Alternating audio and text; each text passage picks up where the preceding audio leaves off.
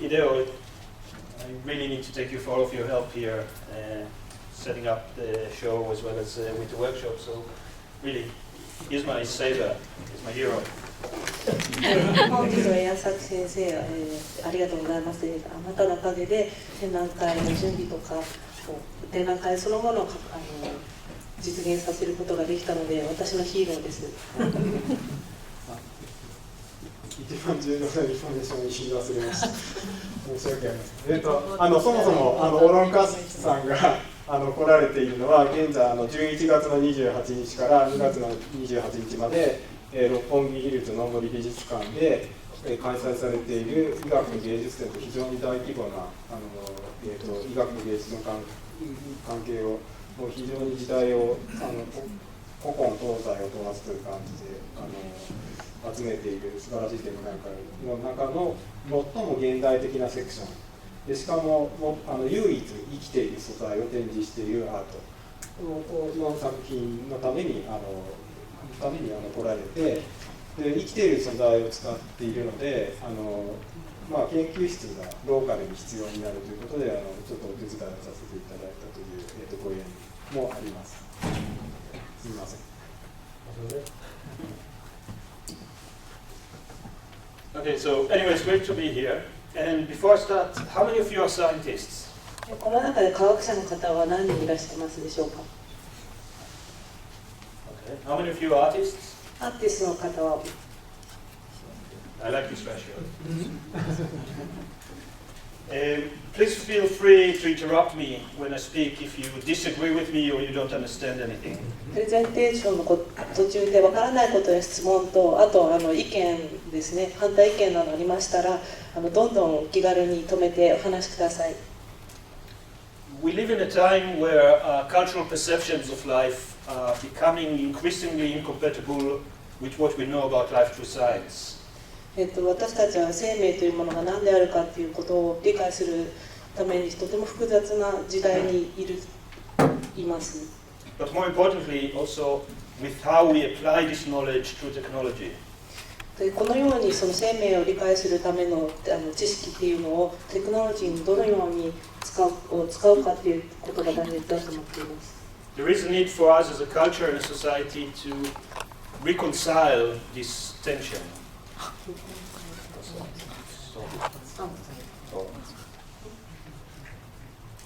もう一回再構築し直すっていうことが大事です。And I believe that the artist can play a very important role in that. その中でアーティストの立場というのはとても重要なポジションにあります。Not just by looking at what's happening, but actually doing it. で、実際起こっているものが何かっていうを観察してやるということだけではなく。So for that reason, two scientists and myself in the year 2000 established a unique laboratory. とてもユニークなラボラトリーとして2000年にラボを設立しました。Called Symbiotica. シンバイオティカというラボラトリーです。It's an artistic research laboratory. アーティスティックなリサーチという手法を使うラボラトリーになっています。That is based within a biological science department. バイオロジカルデパートメントの中にあるラボとなっています。The artists that are coming to do research in our lab are equal to all of the other researchers in the school.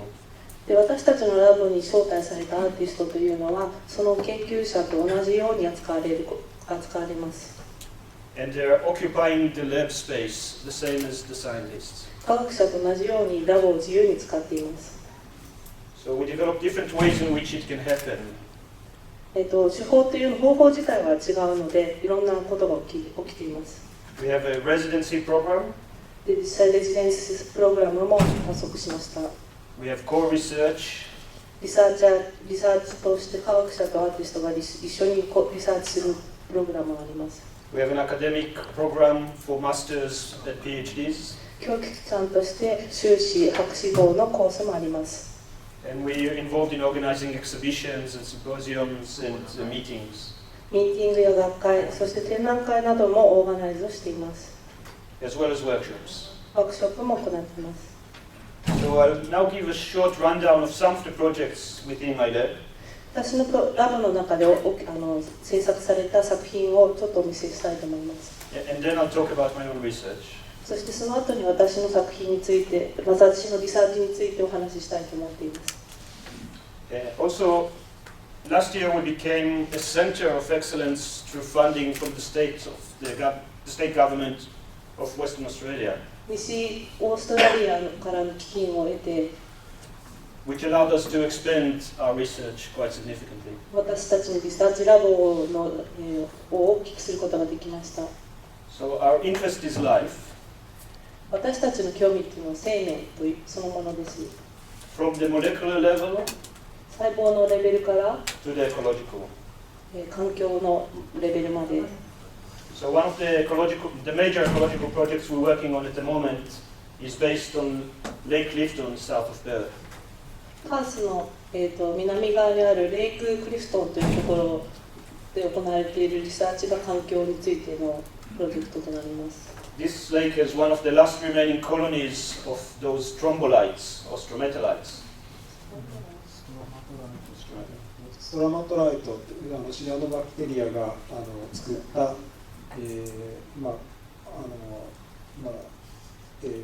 鉄鉱床みたいなものですね。そういうのがオーストラリアにあります。It's basically a colony of cyanobacteria that bit by bit grows those structures by depositing calcium carbonate into this shape. 実際にシアノバクテリアが生きていて、カーボハイドレート分泌物炭酸化合物を析出することでこういう造形を作っています。For the majority of the history of life on Earth, there were the prominent life forms. これが生命の非常に原始的な形態を表していると。The earliest fossil record of life on Earth is of similar structures. 化石にもこのような形のものが発見されています。Now there's only 5 colonies around the world. で実際にこれは5つしか世界中で5つしか存在しないコロニーになっています。One of them is in this lake, 一つはこの池ですね。which is in one of the fastest growing urban developments in Australia. 実際そのオーストラリアの中で一番fastest growing. They're building lots and lots around it. 一番、大きく早く増殖するサイトになっています。It's being threatened by urban development and global warming. 都市開発から、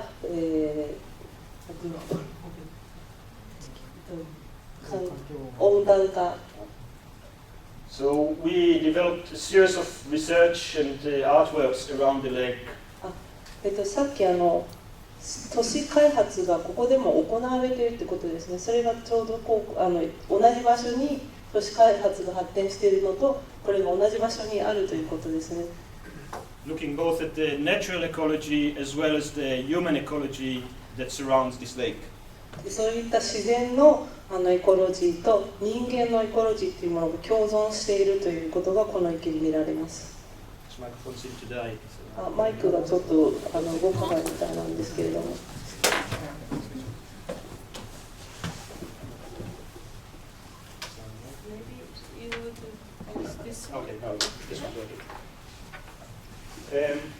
Anyway, I won't have time to tell you about all of the projects, but we have a poet and a zoologist working together.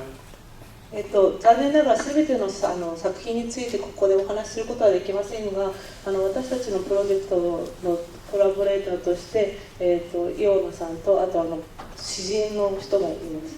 We have a sound artist doing the soundscape of the lake. でサウンドアーティストもこの、風景、情景についての作品を作っています。And we have artists and engineers working together to set up kinetic sculptures that would symbolically reverse some of the effects of human intervention. このように人間が環境に与えうるものを逆に見せる作品っていうのも作られています。Another project we're working on at the moment as a laboratory is a toolkit project. もう一つプロジェクトの一つとしてツールキットプロジェクトがあります。We are developing technology for research and display of biological art.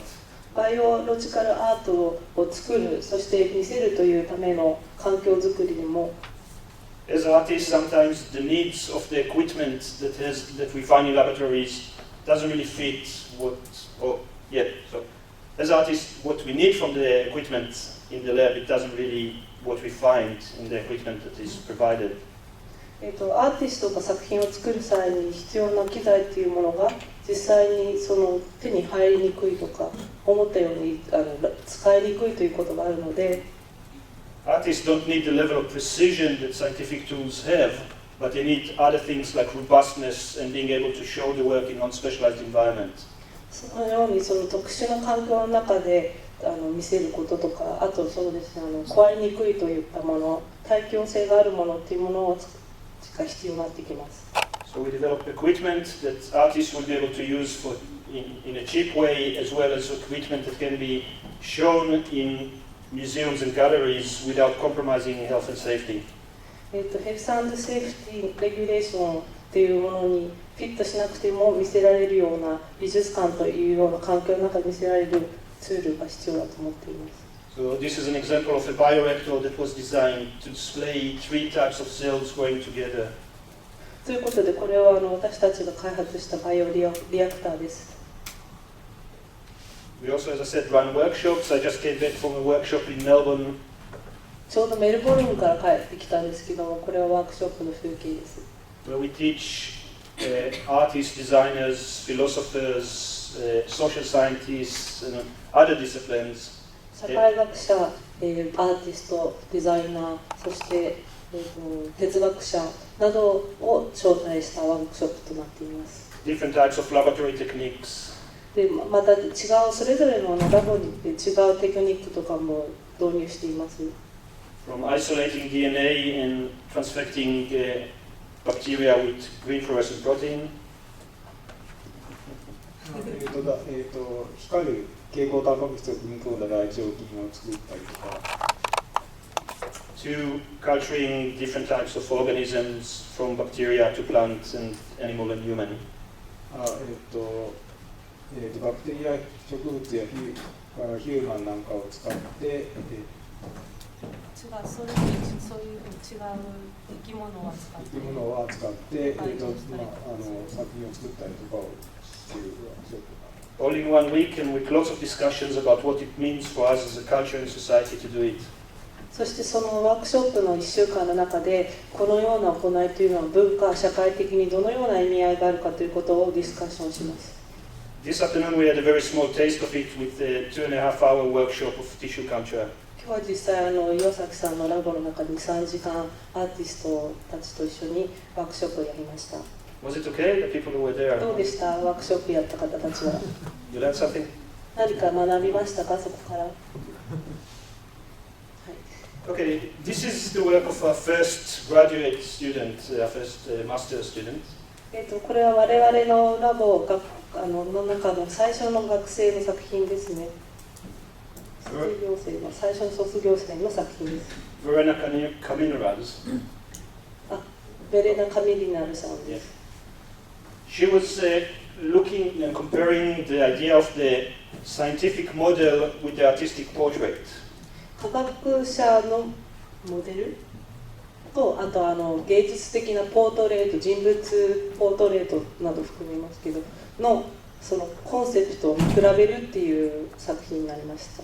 There's two ways of abstraction, two forms of abstraction to abstract. 抽象的な部分っていうところを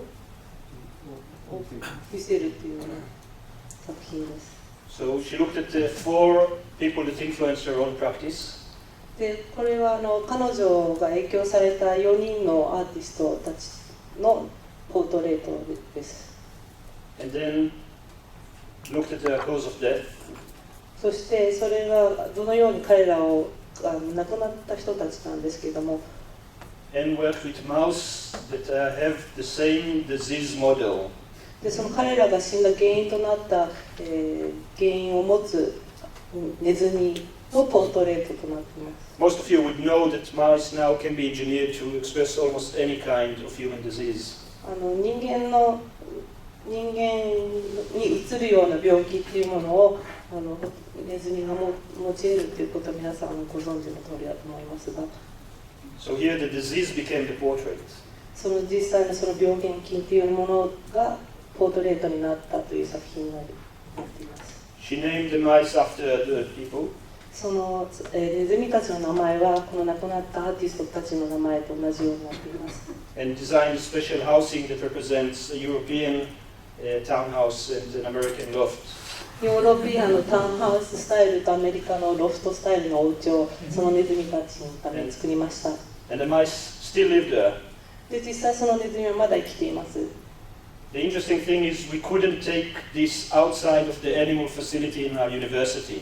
問題は私たちのそのラボからこの作品を外に出すことができないです。 So almost the only audience that we had there were the research scientists doing animal research. で、その動物実験をする科学者の人たちとかしか見たことがありません。 So you can also see it as a very site-specific performance for a very select group of audience. これはすごく限られた人たち観客のためのとても限られた場所でしかありえない作品となってしまいました。 One of our researchers was an American artist called Steve Catts. スティーブ・カッツというアメリカのアーティストの作品ですが、 That 4 years ago was arrested by FBI for bioterrorism. バイオテロリズムをしていると勘違いされて実際に逮捕されてしまいました。 Because they found a home lab in his kitchen.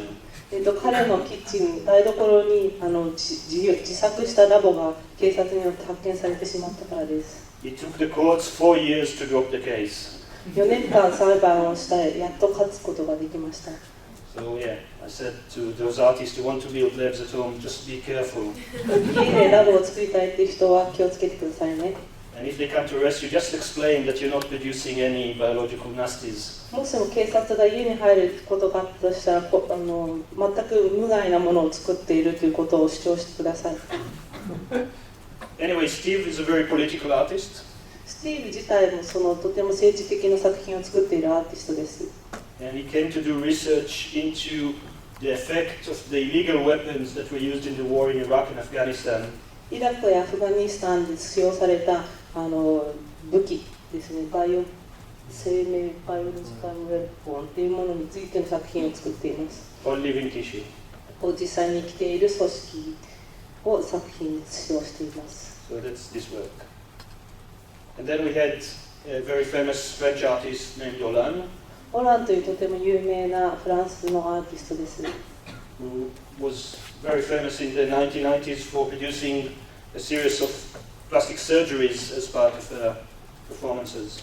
彼女のパフォーマンスは90年代に自らの体を使ってプラスチックサージリー、美容整形っていうのを行うことでした。In this project, she was very interested in hybridizing her own skin with skin of people of other colors. 自分の肌とは違う人の肌っていうものを自分の肌に培養させる、融合させるっていうことを試みました。Which is a very problematic project. 実際とても問題ありの作品なんですけれども、 All of the projects in my lab needs to be cleared by the ethics committee of the university. 生命倫理コミュニティに通った作品しか扱うことができないので、 And have to justify why they're doing what they're doing. なぜこれをやるかということを理由を証明しないといけません。 In this case, it was a very interesting experience with the ethics committee. で実際このプロジェクトのおかげでとてもすごい面白いディスカッションが行われました。 Anyway, we'll see Oran soon in video. 今からビデオ、オランさんのビデオを後で見せます。 This is a very interesting molecular biology piece by an American artist called Paul Vanus. これはポール・バヌースさんの非常に興味深い作品なんですけれども、 How many of you recognize this? これ分かる人いらっしゃいますでしょうか？ As an artwork or as something that you do every day in the lab? これはアート作品ですか？それともあなたたちが日常的にラボの中でやっていることでしょうか？ Yeah. Paul hacked into basically the gel electrophoresis system. DNA finger. 彼自身がDNA フィンガープリントというその電気レードを使った DNA の電気レードを、していた人です。So, ハックした。ハックした。それを使った作品を作ります。Basically treating each band of DNA as a pixel. その DNA のバンド自体を一つのピクセルと見立てて、モデルを描いている。And developed a system where he can put an image and the software would tell him what enzymes to use in order to get the image that he wants. 大きな DNA を何種類かの制限酵素というやつを切るといろんなサイズに分断されるんですが、それを適切に組み合わせることで、このようなバンドパターンを作って、描画をするということを、やります。It's really a molecular biology experiment in reverse. これは分子生物学的な実験でもあり、かつアーティスティックなものでもあります。Where you take a non-bit of DNA and you apply the right enzymes to cut the DNA and run it through the gels. 大きな DNA をこうした制限酵素で切って、電気レードというものをして、サイズによって分けるとこのような、絵を描くことができます。And here we use the plasmoid, which is commercially available and used a lot in genetically modified organisms. Plasmoid, a vector. プラスミド。And produce the copyright sign. 実際これはコピーライトのサインなんですけれども、この作品は実際皆さんが科学者がやってることと逆行したことをやってるんですね。その遺伝子というものをこう解明するんじゃなくて、そのイメージを作り変えたために逆の作業を行うということがハッキングとしてアート作品ということになっています。What's interesting that for most of us who are not scientists, DNA fingerprints looks like a secret language. 私たちみたいに科学の言語がわからない人たちにとっては、こういったものがまるで秘密記号のように見えてしまうんですね。And we are told, especially if we go to court, that this is a representation of reality. でこうやって裁判とかに行くと、これカツさんみたいに、そうするとそれが本当の現実そのものとして目の当たりにされてしまうんですね。Paul was able to show us how this is really a constructed image. でポールさんはこれを自ら作った作品、生成された映像として見せるということができています。And how, to some extent, scientific and legal language is constructed rather than representation of the real. で実際に裁判上で使われる言語とか科学で使われる言語っていうのがどのように、どのようなものかっていうことについて追求しています。This is not an artwork. This image was produced by scientists. これはアート作品ではありません。これは科学者によって作られたものです。How many of you remember seeing it for the first time? これを初めて見たときを覚えている人いますか？ No? Didn't make the media here in the mid-90s? 90年代の半ば頃ですね、この映像が出た時のショックを。How many of you saw it just now for the first time? これ初めて見た方はいらっしゃいますでしょうか？ Is that disturbing? これはとても気持ち悪いと思いますか？ Yes? It's awful? Why? なぜでしょうか？ネズミの体にこんなことをしてはいけないと思います。Many people reacted very strongly against this image. これを見たほとんどの人が彼女と同じような意見でした。Because in a sense it demonstrated how we can manipulate the form of the body. これは体を変えていくっていうことが可能かどうかっていうことを見せてしまう映像なんですね。As early as 1895, A.G. Wells already identified that.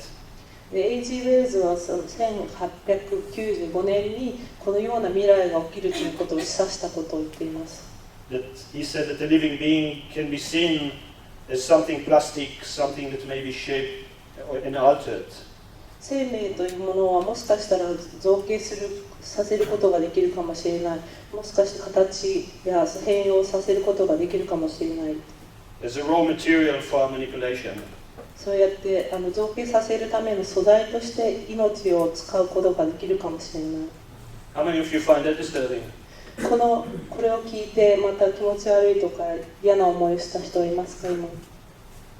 How many of you are doing it on a daily basis here in the labs? これを別にラボで毎日やってるので何と思わないと言いますか。You work with life, you manipulate life. そうやって私たちは生命にどんどん手を加えるということもできるんですね。And then one scientist comes out with this image of a monster. そしてあるサイエンティストがこの、モンスターのような映像を作ってしまいました。And then people look differently at your work. でもそのせいであなたたちの研究について他の人は違う目で見ることになってしまいます。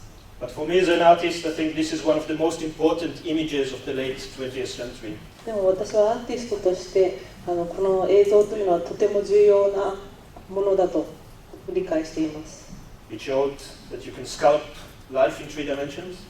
生命というものを 3D の立体造形にできるということで、It showed that the surrealist project can come alive. まるでシュールレアリズムのアート作品が実現されるそういうもの。And it showed that artists should really come into the labs because if that's what a scientist can do, someone really needs to do something about it. そして別に科学者だけじゃなくてアーティストも実際にラボで作品をどんどん作っていかなければいけないということを示唆していると思いました。But more than anything else, it showed that we are moving into the time where we regard biology as engineering. しかしやはり一番重要なポイントとしてバイオエンジニアリングの世紀というものをこのような方向に行くということを示唆しています。I think it's important to say that this is made through tissue culture and not genetic engineering. Right. And 組織工学によってではなくて、okay, this mouse or the structure in the shape of an ear on the back of the mouse was sculpted using tissue engineering techniques. これはバイオ工学というよりも組織工学で実際にそのネズミの背中に外で人間の耳の形を作ったものをくっつけたということですね。So a three-dimensional structure was constructed out of a special polymer in the shape of the ear. 耳の形をしたポリマーという土台のところに組織をつけています。It was seeded with human cells, human chondrocytes, cartridge cells. 人間の細胞を使って培養されたものをスカフォルディングにくっつけているということですね。Then inserted under the skin of this nude mouse. そしてこの毛が剃られたネズミの皮膚科に植え付けられました。Which is a mouse that has a compromised immune system. そしてそのネズミが免疫システムをかいくぐってこういうことができたということですね。So the mouse acted as a natural bioreactor, if you like. ということで、ネズミそのものがバイオリアクターとして扱われたということも意味しています。But it was done in the level of the manipulation of the cells and tissues and not down the genetic code. で遺伝子を組み返してこのような形を作ったものではなくて組織を作ったということがポイントですね。I got very interested in tissue engineering before I've seen that, but obviously after I've seen that I said I have to do something about it. 私は組織工学についてとても興味を持ったんですけども、この映像を見る前から持っていたんですけども、この映像を見てさらに興味を持つようになりました。So in 1996, together with Yonat Zur, we set up the Tissue Culture and Art Project. 1996年ティッシュ&カルチャー Tissue Culture and Art Project. ティッシュカルチャー&アートプロジェクトというものを起こしました。To explore the possibilities of using living tissue as a medium for artistic expression. アートの表現として細胞を使用しメディアムとして使うことを提示するものです。And our first work involved the culturing of skin over glass figurines, glass objects. まず最初のプロジェクトとしてガラスの小物ですね、形作ることを試しました。Either found objects like this piece of jewelry, これはアクセサリーの一部です。 or we design special glass objects to represent different aspects of human technology. これは人間のテクノロジーというものを具現化したものを実際は自分で作ったものですね。We then worked in a laboratory where they were trying to develop an artificial cornea. そしてこれらのような形をラボで作る人工コロニーを作るということを試みました。So we cultured epithelial cells from rabbit's eyes, skin. 多分その中にですね、さっき言ってたのは、血清が入れるようになってて、そこに、細胞を植え付くことによって中で増やすというようなものを作ったという。So this piece, for example, was supposed to represent a bomb, but when you finish with that, it looked more like a fertility goddess. これ実際最初は爆弾の形を作ろうと思ったんですけども、最終的にはフェティリティゴッデスだから神様、女神、生命の女神みたいな形になりました。Okay, let's go back just to figure out what happened there. この2つの映像は何についてでしょうか。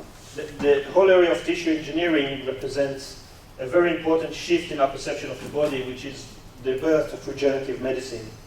私たちの生命工学において、その組織工学がどのようにシフトしていったかということですね。So the mouse with Oron Catts was basically a way to represent this new technology of growing body spare parts.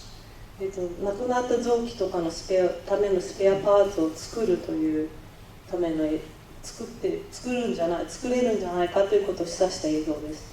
If in the 1980s, this is from 1989, we thought that the body would be repaired mechanically, 1989年にはこのように臓器は機械でリプレイスされるのではないかと考えていました。 come the late 90s, this is from 1999, and here we are being told that the body can be repaired by regenerating it. 1999年、10年後にはこのように再生医療によって臓器が再生するし、それをリプレイスメントさせることができるのではないかという考えに行き着きます。In the mid-90s, I was actually doing product design. I was studying product design. 90年の半ば頃には私はプロダクトデザイナーとして勉強していました。And I got really interested in the possibility that one day biotechnology would need designers to design their products. その時に考えてきたことは、デザイナーがバイオテクノロジーを駆使し、そしてそのデザインをバイオテクノロジーで行うことができる未来が来るのではと考えていました。So my logic was reversing this logic.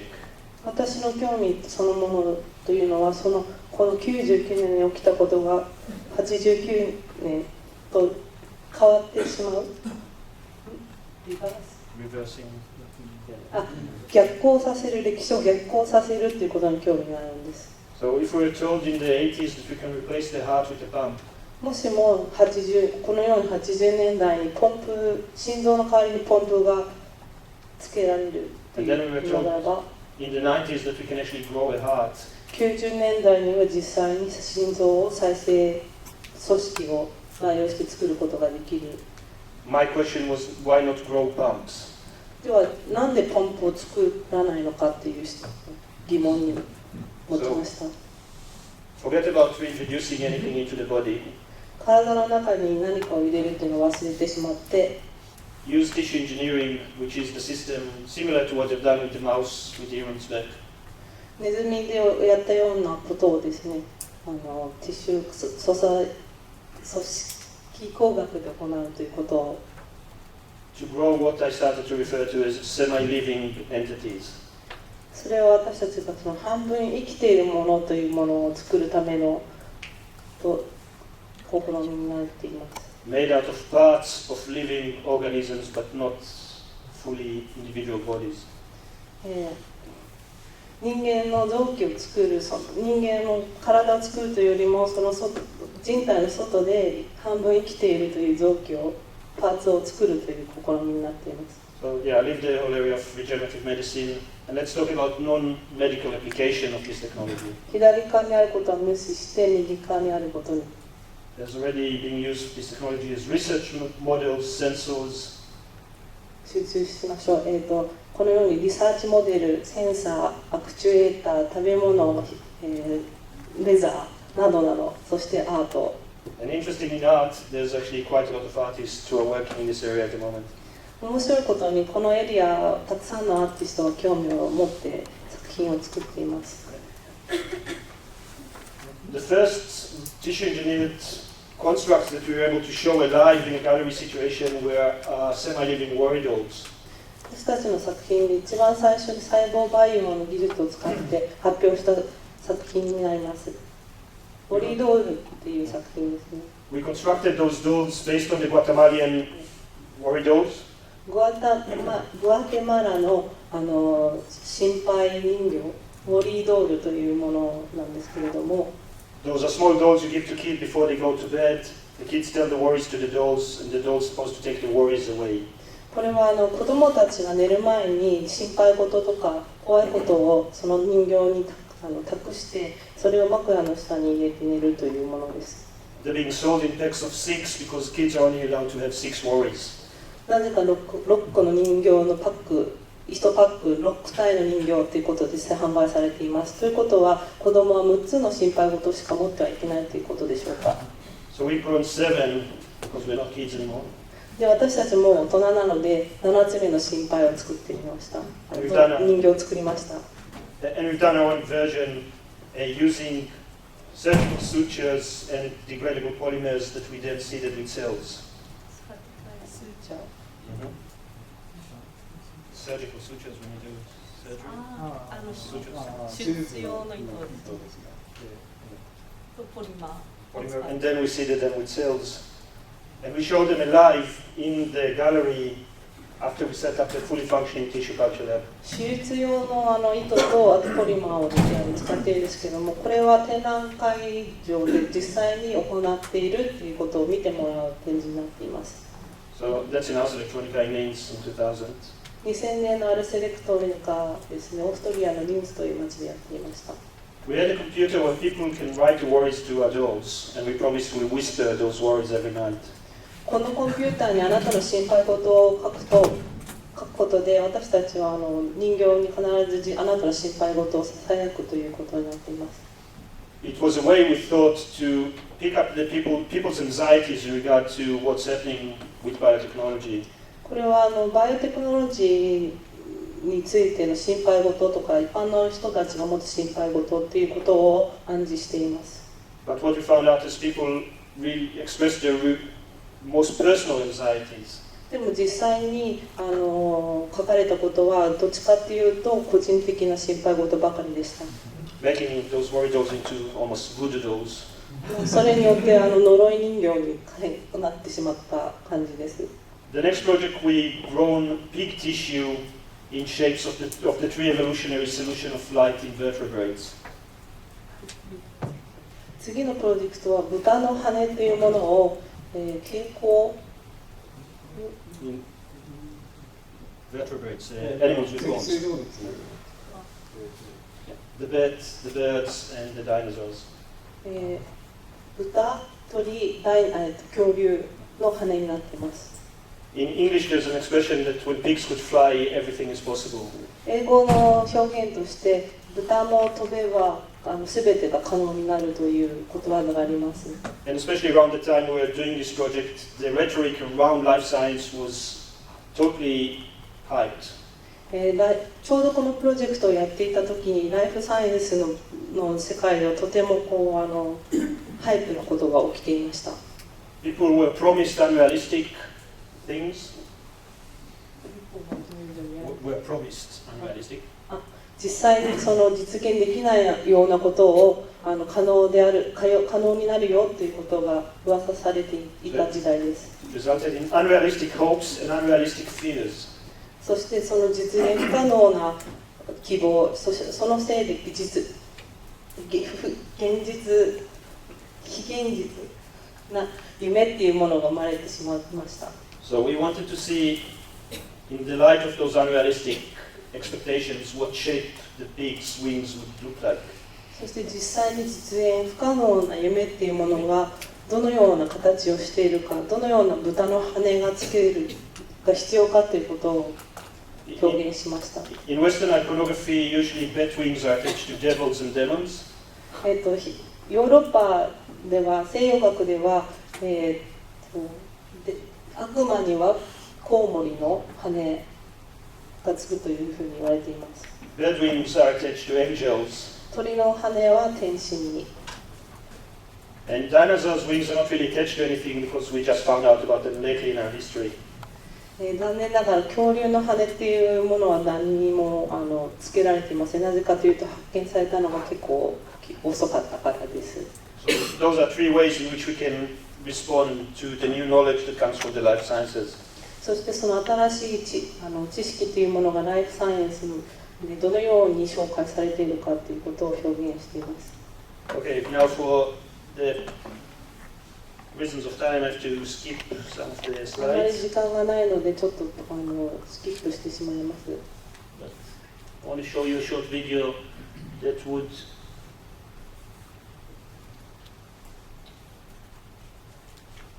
describe a couple of the other projects we're doing, and I'll talk over it, so that's good.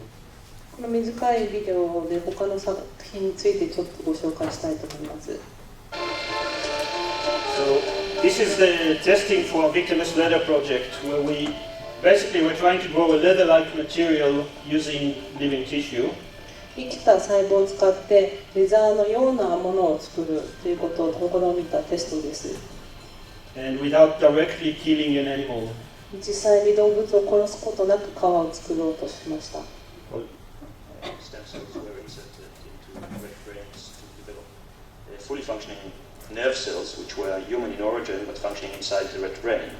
And the list is growing. So there is this idea that the species barrier seems to collapse in this field, and this obviously this raised quite a lot of questions.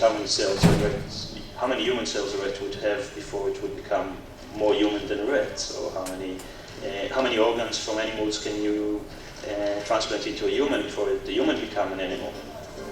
So we were looking at the relationship between humans and animals in the light of new technologies, new life science technologies. 新しく発展していく生命科学の中で我々と動物の関係性というものについてスポットを当てる作品です。So for the purpose of our leather, we decided to co-culture human and mouse cells.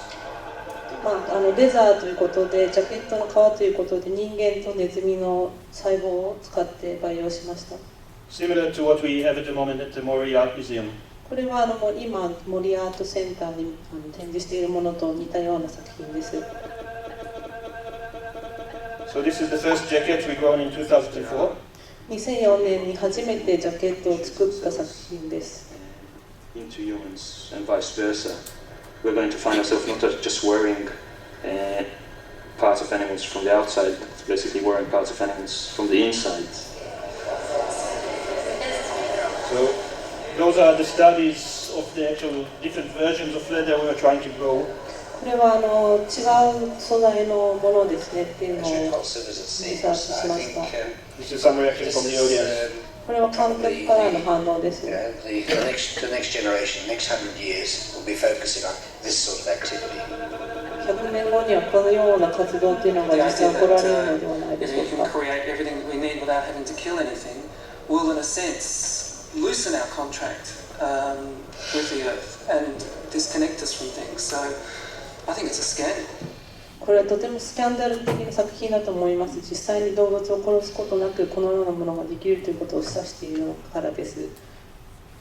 Okay, those of you who worked with tissue culture know that most cells need to grow with fetal calf serum.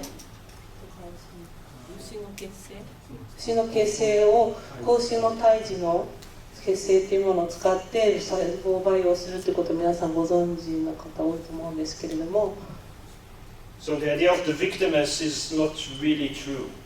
実際はですね、そのような子牛の血清を胎児の血清を使っているので、ビクティムレスといってその被害を受けない動物っていうのは実際はちょっと違う。ですね。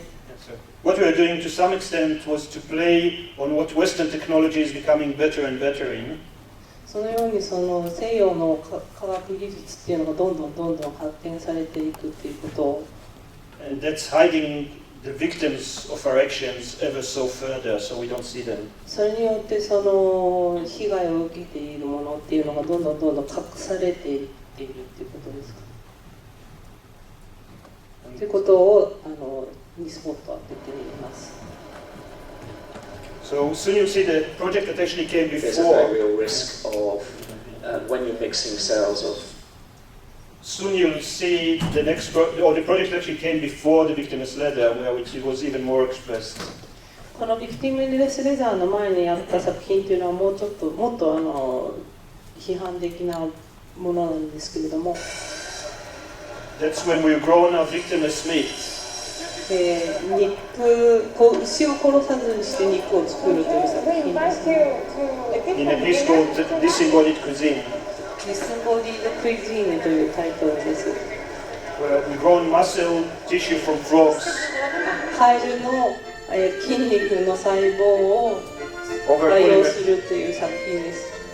polymer structure for about 2.5 months. 2ヶ月半ぐらいポリマーの土台で培養しました。 And then in last day of the exhibition, we actually ate our steak.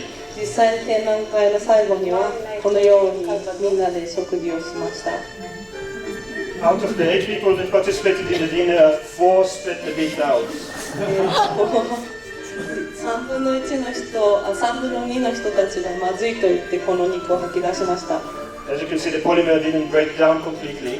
残念ながらポリマーが完璧に壊されなかった。 And the frog cells, although they were muscle, we didn't exercise them, so they were like jelly. みんな運動しなかったために筋肉が汁のような状況になっていました。 And let's see.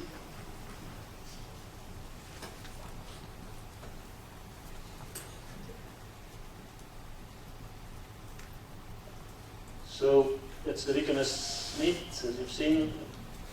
We had to construct a brand new laboratory in the gallery. これは全く新しいラボっていうのをギャラリー内に作ったものですけど、 So there won't be a risk of contamination when we ate the steaks. このステーキを食べた時に、雑菌が入っているんじゃないかっていう心配がありました。 But actually, we've grown our first steak in 2001. 実際は2000年から2001年の間に最初のステーキを培養しました。 United and myself were research fellows at Harvard Medical School. その時私はハーバードメディカルスクールにリサーチしていました。 At the laboratories of the guy that was responsible for making the mouse with the ear on his back. With the ear on his back. Ear. 豚の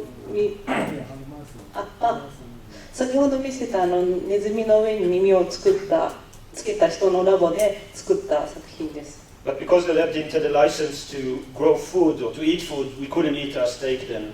残念ながらそのラボでは食用のものっていうものを培養することは許可を得ていなかったのでステーキを食べることができませんでした。 The bits that were spat out by the people who didn't like it その肉がまずいと思って吐き出した人たちの肉が were collected, and I then used them for a follow-up exhibition called The Remains of Disembodied Cuisine. ディセンボディキュイジンの残りとして、また次の展覧会で見せることができました。 Where we had a video installation of the whole process as well as the beats. この吐き出した肉とそれとその制作過程というのを展示しています。 I don't know how many of you seen that it was in the news yesterday that a Dutch researcher claimed that they were managed to grow in vitro meat for the first time.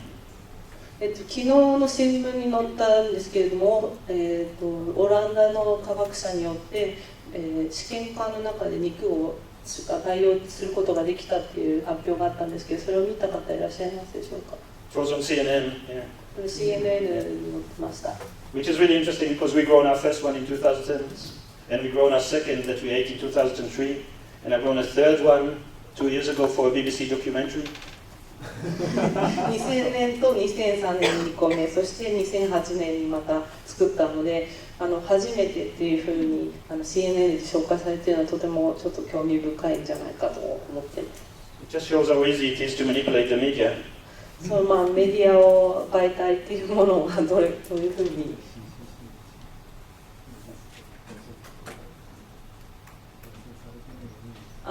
その放送されているにも私の作品についての放送がされているにもかかわらずメディアで忘れ去られてしまってまた新しいっていうふうに取り上げられているっていうそのメディアのバカさ加減っていうのがちょっと分かって面白かったです。It seems that there's serious money in vitro meat at the moment. でその、肉を試験管の中で作るっていう研究費っていうのは莫大なものです。When we finished our project in 2003, we were approached by a scientist. 2003年にその肉を作った後に科学者からコンタクトを書きました。We wanted to know about the process that we 制 used. 作過程、私たちが使った制作過程についてもっと知りたいというふうにアプローチを受けたのです。It was really great for us because it allowed us to calculate exactly what we've done and how much it cost us and what we used. 実際そのおかげで自分たちが培養するのにどのぐらいの素材が必要だったかということを逆算するきっかけとなってよかったと思っています。So we calculated it would cost about 10 million euros a kilo. 1キロ1万ユーロ、日本円でいくらなんでしょうか。1000万ユーロ1キロ必要ということですね。And that we used to grow 2 grams of that meat. でそんな中からたったの2グラムの肉が生成されるという計算になります。500 mils of fetal calf serum. 500ミリリットルの子牛の血清。Basically, a whole baby cow was killed to get the blood out for us to be able to grow 2 grams of meat. 2グラムの肉を作るということは子牛1頭が必要になるということです。子牛1頭の血が血清が必要になるということになります。Not victimless at all. ということで全然犠牲者なしっていう意味は全く間違いになりますね。But still, it seems that there's serious money to do it in vitro meat at the moment. でもそのおかげで結構お金がシリアスなSerious money to make out of in vitro meat. だからその肉を資源管で作るっていうのにどれだけ莫大な研究費が必要かっていうことが分かりますね。This scientist that approached us then made a patent on that process. でその私たちにコンタクトを取ってきた科学者っていうのは後からパテントだから、And set up this non-profit pseudo-commercial company called New Harvest. ニューハーベストという会社を作ってその技術をパテントしました。He published a paper in the International Journal of Tissue Engineering. ティッシュエンジニアリングという世界的な雑誌に発表しました。Where he was at least kind enough to give us the credit for being the first. でその中で我々が一番最初にその試みを行ったというクレジットのみ与えてくれました。So this is a kind of art and science collaboration. ということで、これがアートとサイエンスのコラボレーションですね。And I suppose I'll stop here because I really like to have a discussion with you. But if you want, I have another video and some other things to show. But let's see if there's any response from the floor. もしも興味があったら後でぜひお話しかけてください。Yes? 今もしも何か興味とか何か聞きたいことがあったらぜひどうぞ。何か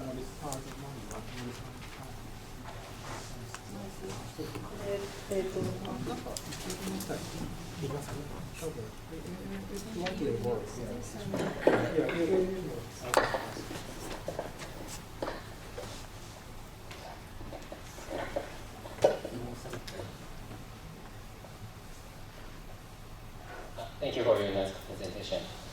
Harvard culturing cells with artificial culture media. I mean the reconstitution of the essential factor for culture. Have you tried using it? No. For the last 30 years. Okay, sorry, yeah. My question's purpose is the Victimless Utopia project. I think it's good to use the artificial cultural media. It's not derived from the blood or cow. 牛の血清を使わないような人工的な合成培地もあるんですけれども、それでのコストはどのくらいで、もしそれでできるんだったら本当のビクティムレスになると考えているかという。So first, thanks for your suggestion.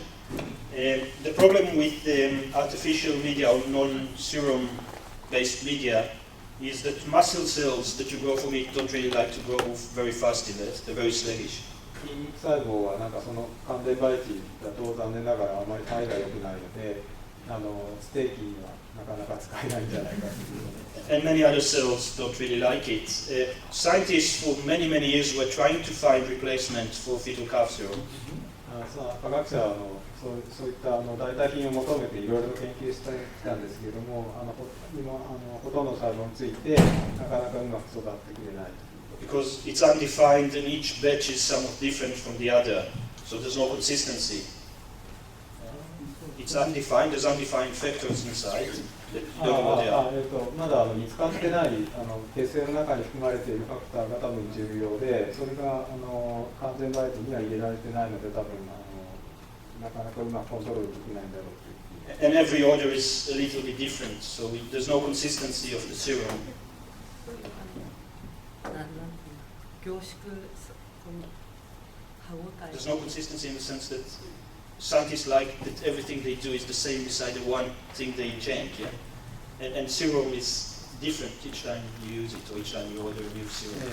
血清の中っていうのはよくわからない物質がいっぱい入っているので、できるだけその完全培地を使って常に均一の条件で実験をしたいんだけれども。So there's both a scientific reason and an ethical reason not to use serum. だから倫理的にもサイエンティフィックにも完全培地ができたらそっちの方が素晴らしいと私も思うんだけどもなかなか難しいようです。But it seems that all of the serum replacements are not really working properly. 現状ではなかなかその血清に勝るものがない。Once they get one that works, I would love to work with that. Successful serum replacement, I would like to work with that. もしそれができたらそれでやってみたいです。So thank you. ありがとう。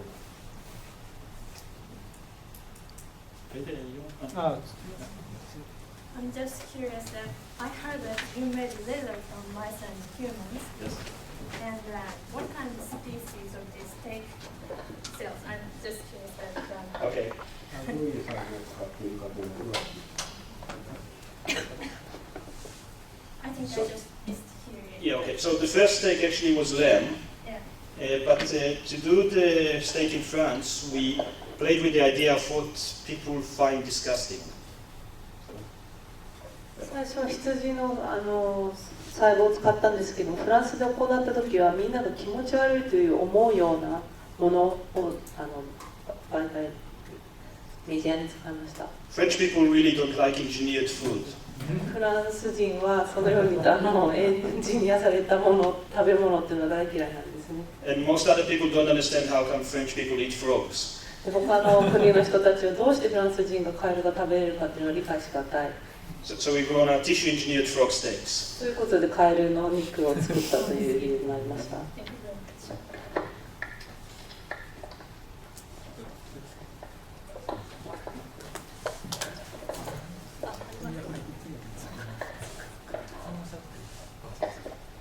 ありがとうございます。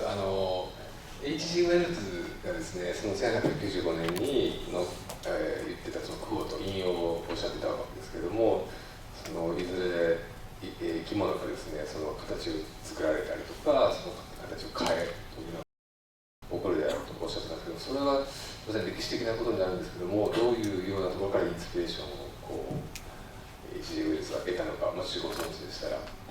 Could you tell me that as H.G. Wells you used a quote from H.G. Wells in 1895 that the life form could use as the plastic. And do you know how H.G. Wells got inspiration? Yeah. If you know anything about it. First of all, H.G. Wells was one of the students of T.H. Huxley. ハクセリーという科学者の生徒の一人でした、ウェルズが。So we studied biology. T.H. Huxley was called Darwin's bulldog. He was selling the theory of evolution. ダーウィンの進化論というものを広めた科学者ですね。So around the time Darwin published, obviously we're 150 years almost to the date since the publication of The Origin of Species. で今150年ぐらい経っているその進化論が発表されて150年経っているんですけれども。And Huxley was teaching biology and pushing this whole idea of the new era of biology. その生命科学の新しい時代ということをハクスリーは提案したんです。So Huxley obviously had a very keen interest in the life sciences at the time. もちろんそういうことで、生命科学っていうのがハクスリーの主な興味だったんですが。And then, as you remember, I was telling you about Raux that in 1885 already was able to maintain a little bit of chicken alive. 1885年にラウルさんが鶏の肉を作ることができるんじゃないかということを示唆していることを思い出している。And there was another French scientist, very well known, named Jacques Laube. ジャック・ラウブというフランスの科学者も同じようなことを。Who did the first artificial insemination around the same time? Like in vitro fertilization. 試験の中でその生命を作るということを示唆。Actually, sea origin. Yeah. And basically, that's when they coined the term artificial life, because he created life through human intervention. そのせいで人工生命っていう言葉が作られたきっかけになったんですね。人間がその生命を作る、人工的に作るっていうそういう言葉の作られたきっかけっていうのもそれです。And in a sense, he was known as kind of the father of the engineering approach to biology. So Jacques Laube was the. ジャック・ラウブさんはそのせいでバイオロジーの父というふうに言われています。Which now we see, in a sense, the most extreme version through synthetic biology and this idea of applying engineering logic to life. その人工工学っていうのが生命工学の中に使われるっていうとてもその先鋭的な例として合成生物っていうものがあります。And there was also a question in there.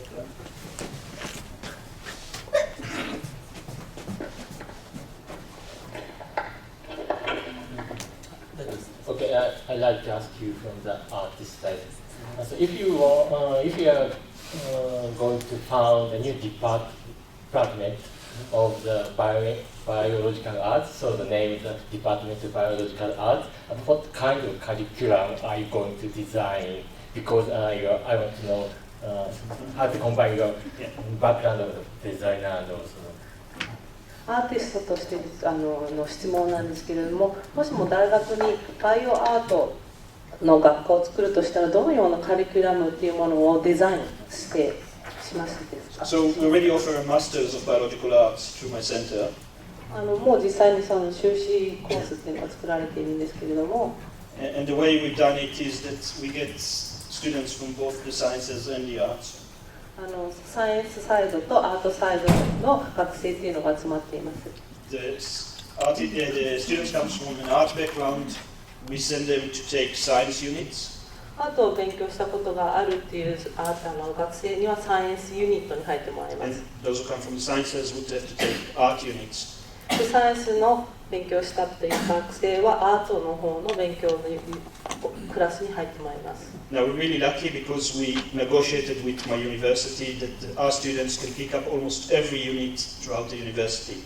でこんなことに我々の学科にいる学生っていうのは自由に自分でカリキュラムを組み立てて選ぶことができるということが許可されたことであります。So we customize the first year of our students specifically for the areas they need to learn and the areas of interest that they think the research project would be focused on. でもちろん1年生の時にはそのように自分で組み立てて、将来どのような自分が研究を行いたいとかということを自ら考えながら勉強するということが可能になっています。So, for example, we have an artist now who's doing a course who is interested in sleep. で例えばなんですけど、アートを勉強した学生は睡眠について興味があるという人がいます。So she took units in sleep science to the degree that she's now a certified sleep technician.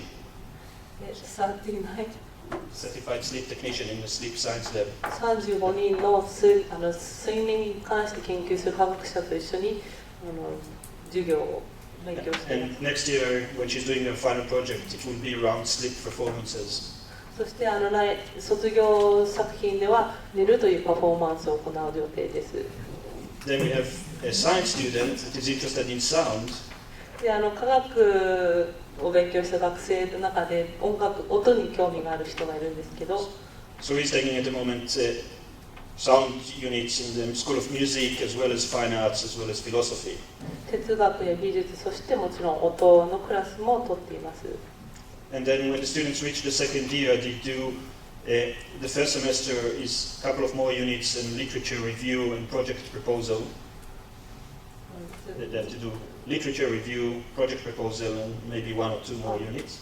プロジェクトプロポーザル、作品の制作、何をしたいかとプロポーザルとか、あと文学、書く論文を書いたりする勉強っていうのを2年次で行います。And then the last semester of the masters is the full-on research. でその最終的に修士号の最後のコースの最後にはその最終的に卒業の作品っていうのを制作する。Where they have to produce an artwork which involves a manipulated life form.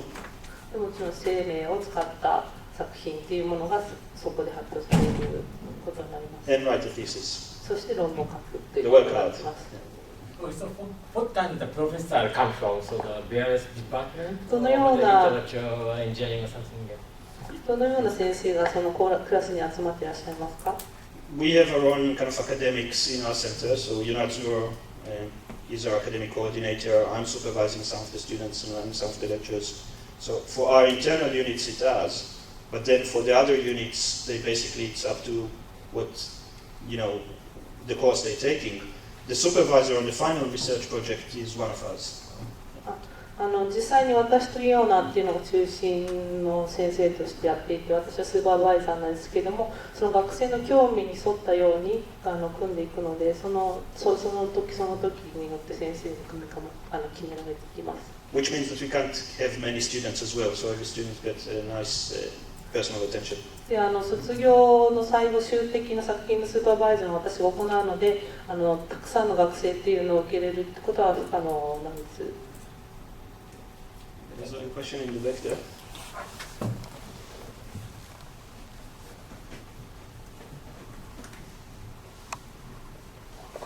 Have any museums or collectors tried to buy or bought any of your living tissue works? And if so, how many? And if not, would it be realistic for them to do it? 実際にあなたの作品というものを買ったりコレクションをしようとした人っていうのがいますか？それは大体どのぐらいの人で実際に起きるとしたらどんなことが必要でしょうか？ None of the living stuff. We have stuff in the permanent collection or display at the Museum of Modern Art in New York, but this is really prints. 生きたものっていうのはちょっとコレクションっていうのは難しく、実際に今ニューヨークの美術館ではその作品の写真っていうもの、印刷物っていうものがコレクションされています。I'm currently negotiating with a big foundation that want to buy those pigwings, so the original pigwings which are preserved in those cheap jewelry boxes. この安っぽい宝石、ジュエリーボックスの中に入っているやつをコレクションしてくれっていうふうに今、which foundation? 今ちょっと提案しているところですね。But collecting something which is living is going to be extremely difficult, as we already realized. Our jacket in Mori Museum is a bit sick. 実際モリアーツセンターにも提示しているジャケットっていうのはちょっと病気がちなんで、そのように生きたものっていうのをコレクションさせてもらうっていうのはなかなか難しいことだと思ってます。We're going to hit it with a high dose of medicine tomorrow afternoon, hopefully. もうたくさんの薬をちょっと与えないと明日の午後ぐらいに。And if that's not going to work, I'll have to spend my holidays in Japan actually back into the lab growing another one. もしもそれでダメだったら自分のホリデーを返上して日本に残って制作してまた新しいのを見せる予定です。So unless the museum buys me or have a full-time technician or scientist, I don't really see it. っていうことは作品を買うというか、私のその制作費っていうのとか、あとラボの使用費、あと科学者ですねの使用費っていうものを払ってもらうってことになるんですけど。What does that mean? 病気ってどういう意味でしょうか？ It's got an infection. A very small infection, but it might spread very fast. Is that because air is coming to the... No, the system is supposed to be sealed. It's only one, what we figure out, only one little spore of fungi hit it. ちょこっとなんかカビがついちゃって、それが少しカビのコロニーを作り始めているので、というのに昨日気づいて結構一部の人が大変だったんですけどそれを薬を与えるということにしました。So it's interesting, when we showed the work at MoMA in New York, we used mouse embryonic stem cells that grew too fast and blocked the system after about 4 or 5 weeks. 興味深いことにニューヨークのモマで見せたネズミの細胞っていうのはあまりにも成長が早くて、でシステムを破壊してしまったですね。And they had to kill it. なので残念ながらそれを抹殺しなきゃいけないということになってしまいました。So it ended up in the title in the New York Times, MoMA kills art. でその次の日に新聞にはモマがアートを殺したっていうタイトルで記事が載りました。What we hope will happen here, it will be Mori Art Museum tries to save art with medicine. ここでモリアートセンターが頑張ってでアートを守ったっていう記事になればいいですけど、薬で、違う手法アプローチになります。Actually, it's definitely the title of the exhibition is medicine and art. 医学と芸術なんでそういうこともあってもいいかとかいう話はちょっとします。There was a question over there.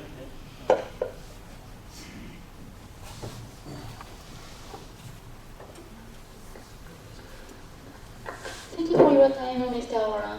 で、ここまでで英語がちょっとこの先不十分なので通訳をお願いしたいんですが、本日も美術館でオーロンさんの方の作品を拝見いたしました。私はですね、サイエンティストでもなくてアートでもなくミュージシャンという立場で作品を拝見したんですけれども、非常にそのサイエンスとアートのバランスが本当にバランスがちょうどいい作品だなと思って拝見しました。でそこであえて質問でお伺いしたいんですけれども、オーロンさんはその作品を作られる過程においてバイオの可能性やそういうバイオの方面の興味を追求した結果そういう作品が仕上がるのか、それとも表現方法、アートの表現方法の結果としてその作品が仕上がるのか、またはその別の追求の結果なのか、またはその両方なのか、そのあたりをちょっとお伺いしたいんですね。あともう一つお伺いしたいんですが、その大野さん自身は記憶がThank you for presentation. I'm actually a musician, so I had a look at your exhibition in Mori Art Center, and I thought your work was very having good balance between art and science. But despite, I'd like to ask the question that in your process, what is your focus? Is it like try to express art by using science, or you try to express science by using art, vice versa, or both, or what is your intention? Okay. I'm interested in life as an artist. 私はアーティストとしてその生命というものに興味があるんですね。And I use scientific techniques to explore how far we can engage with life. でその科学的な手法というものを用いて生命とは何かというものを追求するということを試みているんです。I heard Hideo talking at the introduction something about science communication. I'm not sure what he said there. 岩崎さんがちょっとサイエンスコミュニケーションについてちょっとお話になって日本語だったので分からなかったんですけれども。But I'm not interested in science communication as a or as a didactic.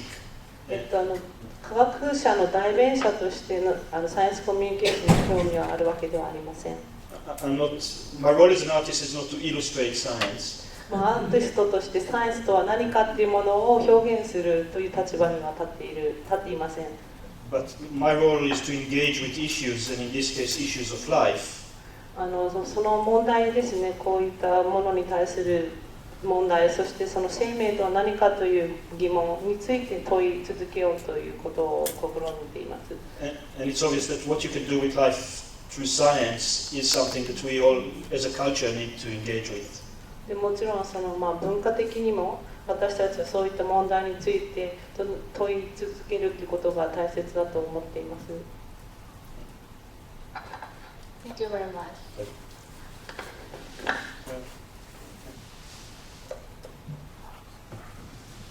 もう一つの質問っていうのは答えていただいた間に。Okay, so I had a second question, but you already answered. So. Okay. Thank you for the presentation today. And you mentioned that all the levels should be passed through the ethics committee before it's done, and the scientists have to justify why they're doing what they're doing. The artists. Yeah, and artists. Yeah. And I also participated in the talk show in Mori Museum last Saturday, and I remember you said that before you and the students do the experiment, you most importantly think about ethics. But when I see the experiments done by students with affecting mice with human disease and using little cows' blood, this question came into my mind: that what do ethics committee think about when they examine the idea of experiment? They just accept to do so if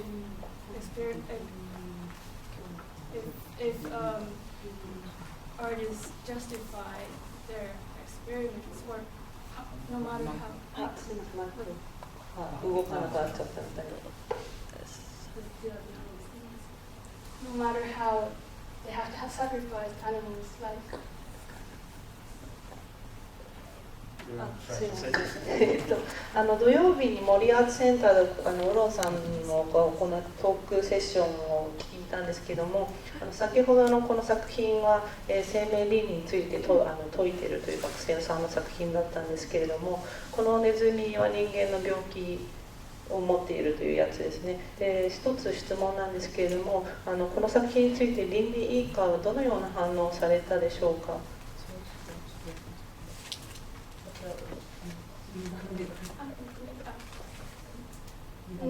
その倫理委員会を通した実験が実験して許されるっていうことだったんですけど、こういうマウスを使ったり格子の結晶を使ったりっていう実験を見てると、どういうコンセプトとか考え方をもとにして倫理委員会はそれを良しとするのかっていうことを聞いています。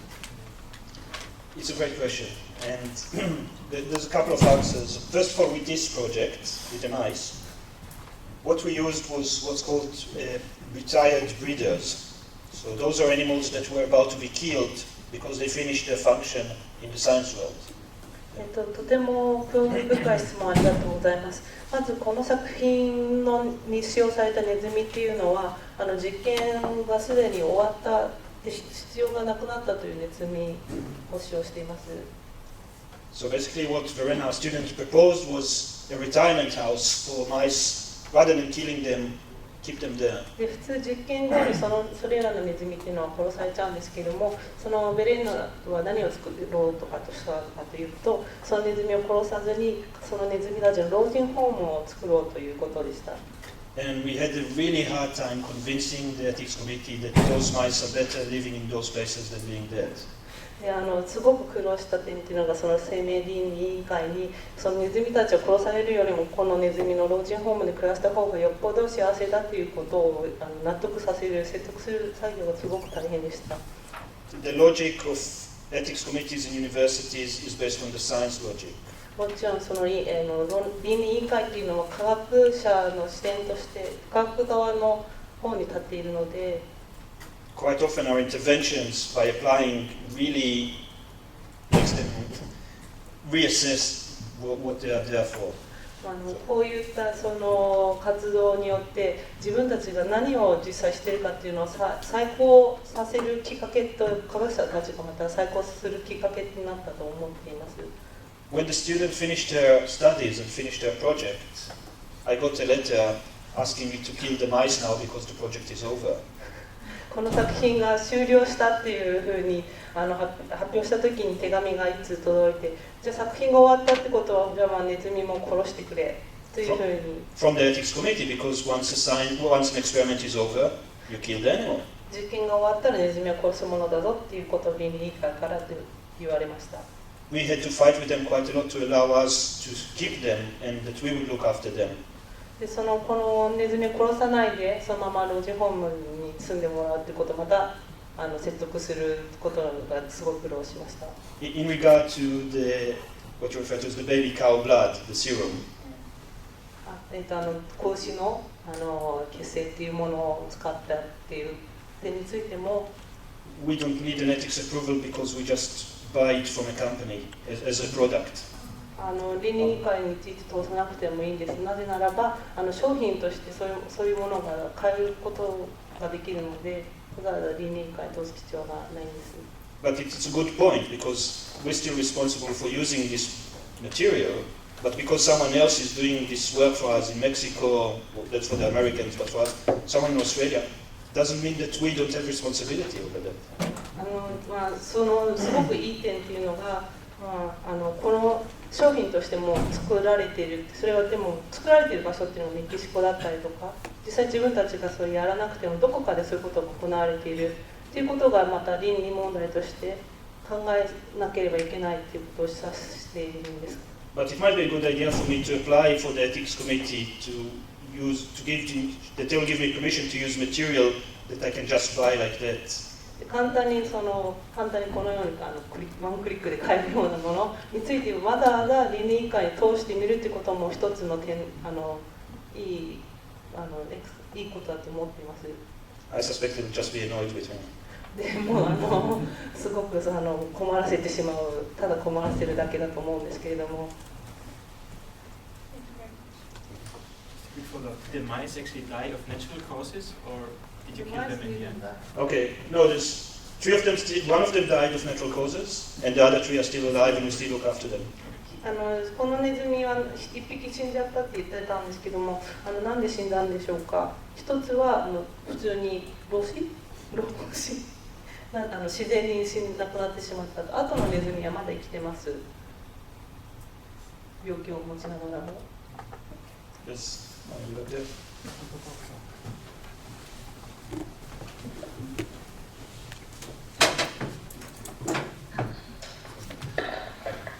セミリビングについて質問したいんですけど。Have a question about semi-living. Yes.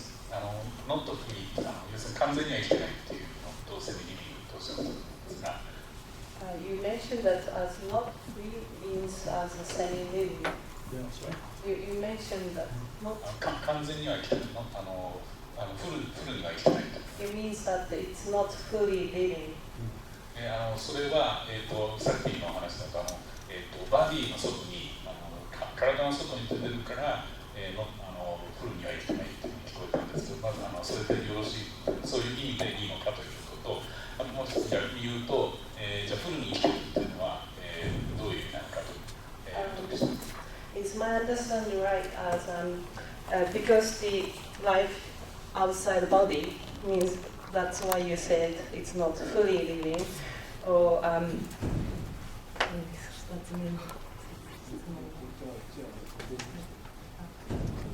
so and then what is mean? What do you mean? What do you think means fully living? Okay, life is a philosophical question to start with. You came down to the workshop, you've done the workshop with us today. When you looked at the human cells, the Hackett cells that were taken from a German person, 64-year-old German person, somewhere in 1980s, is that the same life in the cells which is that person from which those cells were taken? とても哲学的な問いになるんですけれども、生命というものの時代っていうのは、今日ワークショップに参加されて、でそのワークショップの中で使った1980年に採取された60歳のドイツ人の細胞っていうもの、それが私たちのその生命と同じようなものかっていうことを考えましたか？それは生きてると見えるし、確かに生きてないという意味ではセミリビングかなと。I could say that it's living, but also semi-living. Yeah, when we were trying to understand for ourselves, when we saw, first experience we had was to go into the lab where they did they took the skin out of rabbit's eyes. Yeah, they took the skin out of the rabbit eyes. ウサギの目から細胞を取った。Around lunchtime, every day, the lab would get a box full of half rabbit's heads. で毎日そのランチタイム頃にはウサギの体の半分の皮膚が頭がなくなっていきます。The rabbits were killed for food, and then the heads were sent to a brain research laboratory. で食用として殺されているけれども、それは脳みそなどはブレインリサーチの方に送られます。Where they would cut the heads in half and take the brain out. でその頭を半分切ってでその脳みそを取り出します。And in lunchtime, our lab would get those half heads. でまたその半分の午後には残りの頭っていうものが切られて、 We would then pull out the eyes で目を取られて、 and put them in a vial with antibiotics, so in a bottle with antibiotics. でそれがその無菌のボトルの中に保管されます。And keep them in the fridge overnight. で一晩その冷蔵庫の中に保管され、 Only in the morning after we would go inside and separate the skin from the eye. で翌朝その人の目の And start to culture those cells. 細胞を取り出して培養を始めます。So we saw the dead rabbit, or at least half of the head of the dead rabbit. 半分死んでいる、死んだウサギの体っていうのを私たちは見ているんですね。So it was obviously a dead animal. でもちろんそれを見たとき死んだ動物であると。And then 48 hours later, after we did all of this process and the cells started to grow, we looked down the microscope and we saw live cells. でも48時間後にその顕微鏡を見たときに細胞がどんどん再生されていくのを見て、またこれは生きている細胞であるという認識を持ちました。But we felt that they're not alive in the same way that we perceived the rabbit to be alive. でもその生命というものは私たちその死んだウサギを見たときに得た感情とは違うものなんです。So that's when we started to think about it as being semi-living. It's alive, but not in the same type of liveness that the original animal from which they were taken is. でセミリビングってことを考えたときにその細胞の元となる動物っていうものへの感情とその細胞に対する考えているものがその違いっていうものについてもう一度問いただしたりとかすることになります。But I think the more interesting question is when life and semi-living, in what situations or how we can engage and give them some kind of moral consideration. そこで倫理的な考えというのはその生きているものと半分生きているものについての倫理的な考えというのをどのようにその対象として考えなきゃいけないかっていうことですね。Yeah, do they have a place in regard to ethical and moral framework? でそのようなその枠組みの中で倫理をどう考えるかということが重要だと思っています。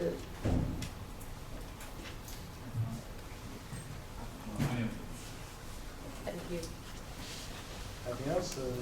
他に質問はありますか？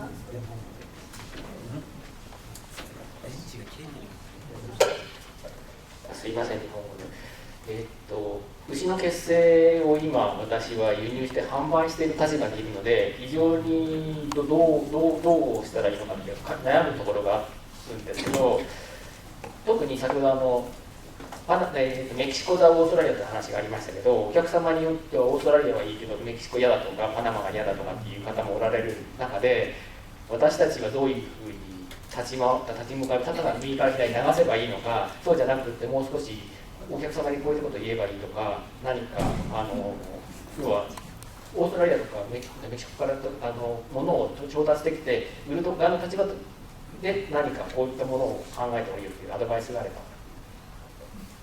Hi, actually, I'm the one who's selling the embryo. You're selling it. Yes, and some of my customers having a request that, oh, I like to have it from Australia or Mexico or Panama Mexico or something like that. Something like that, and I have a thought that should I just give him this from left to right without thinking, or should I have a thought or not? And my question is. どういうふうに考えていったらいいですよね。What should I do? You know, I think it's the same question, and don't take it wrongly, but everyone who works in McDonald's have to ask the same question. Do I want to give this person a burger or not? You know, we're all part of it. 自分一人がその問題を抱えていると思わないでください。言ったらマクドナルドの店員がバーガーをみんなに売ってるのと同じだと思っています。一人が抱えてるものじゃなくて周りの問題だという。You know, it would be interesting that maybe companies like yours would pay some money for research into finding replacements. あなたのような会社がその血清の別のものになるようなものを発見するリサーチにそのファンディングをするとか、そういうことをしてみるのもいかがでしょうか。Yeah, just to let you know, serum is not cheap. 血清は決して安いものではありません。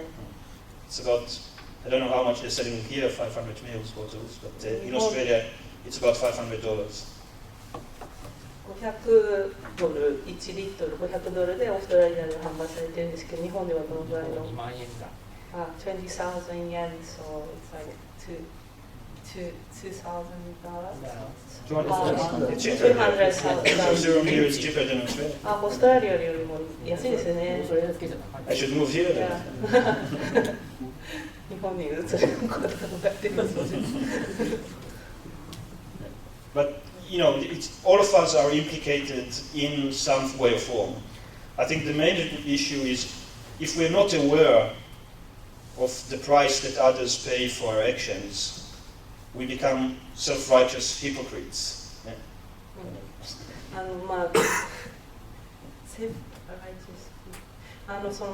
一人が抱えている問題ではなくて、何かしらやっぱりみんな私たちはその問題に関係があると。ただ、Yeah, so I exercise what I refer to as informed hypocrisy. その偽善的な考えっていう、その一方的に考えるってこと、偽善的な意識っていうこともあるので。So I can't tell other people how to live their lives because I think others suffer because of my existence, and I'm aware of it. 私の存在っていうのはみんながいるからこそあり得るものなので、その他の人がやっていることについて批判的に一方的に批判するってことは偽善的なことだと思います。So as an artist, I can just make life of others more difficult by posing difficult questions for them. そのようにその難しい疑問っていうことを問いただすことによって他の人たちのその生き方、人生っていうものに対してそのまた問題を与えてしまうということもあるんですね。Not giving definite answers. で答えっていうそのものっていうものを与えないで疑問だけばっかり提案してしまうっていうことでも意識しているんです。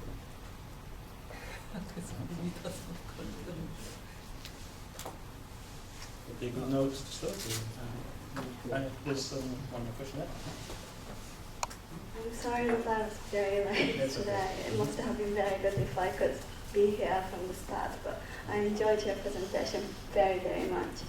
My name is Michael Watanabe, and I'm organizing science arts project in a small museum in the Institute of Medical Science of the University of Tokyo. And my question is, you said that you are making this arts and science because you are interested in life, and I think I am interested in life as well, but I think I'm taking different way to know what life is in my life. But anyway, I think you are showing how we are treating life in the present society, and I think it's very provocative. And maybe a lot of people are shocked by your way of presenting how we are treating life in our society. Do you think that it has to be changed, or do you have any intentions to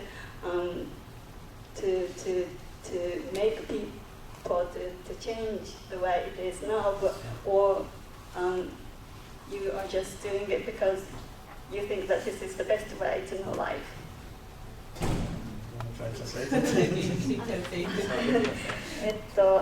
遅れてきて大変申し訳ありませんでした。最初から言ったら本当にとっても面白かったと思うんですけど、途中からでもとても面白かったです。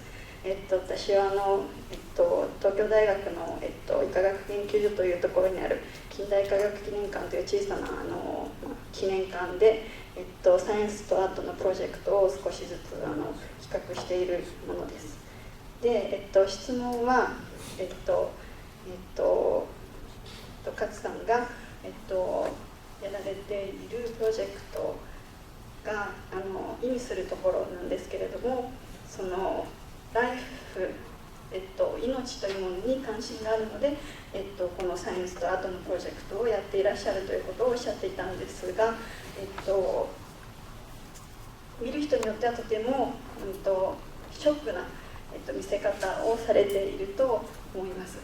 で、それは私たち現代社会が、こういう命の取り扱い方をしているのだということを知ることになるからだとも思うんですけれども、勝さんはそういう命の取り扱い方を変えた方がいいということを、みんなに示すためにこういった作品を作られているのか、それとも、これがその命を知るためには最も良い方法だと思われているので、こういう、方法を取られているのか、どっちですかということをお聞きしました。ありがとうございます。I think it's a great question, and there's a couple of ways to respond to it. First, the reason why you say what I'm doing is shocking is interesting, because are people shocked from the stuff that they don't know, or I'm the messenger that they want to shoot?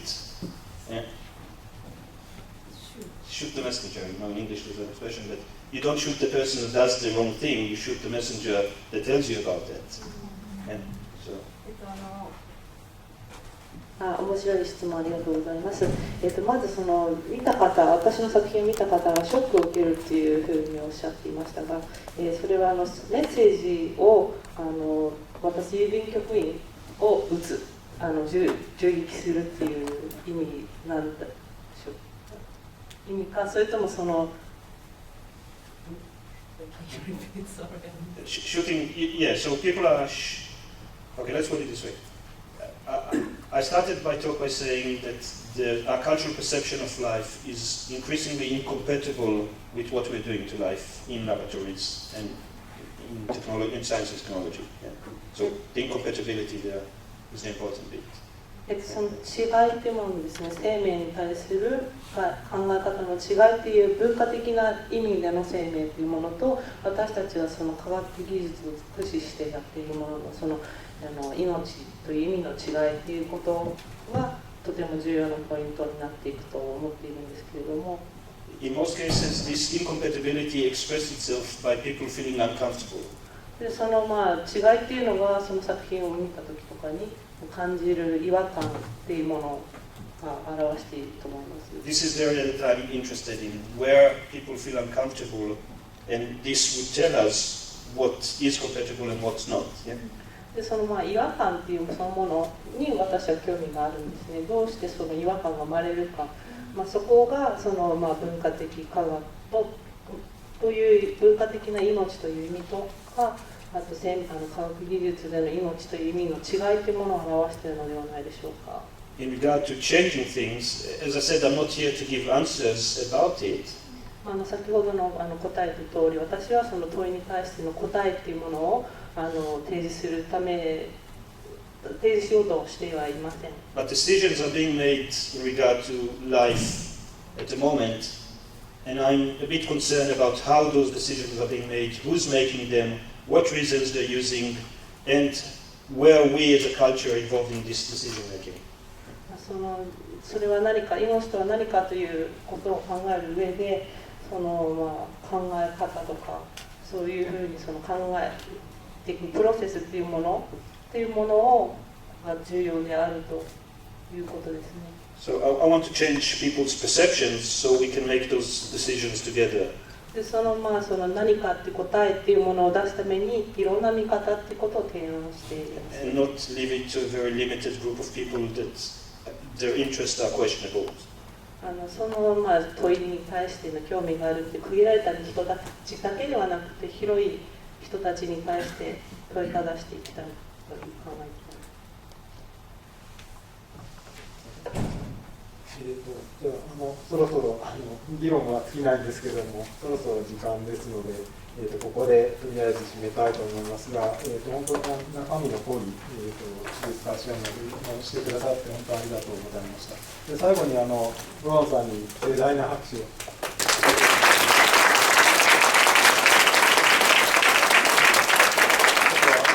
またとても翻訳通訳をしてくださった倉原さんも。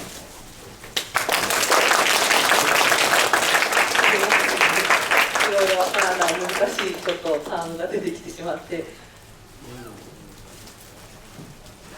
じゃあそれではここで今回のセミナーを開きしたいと思います。どうもありがとうございました。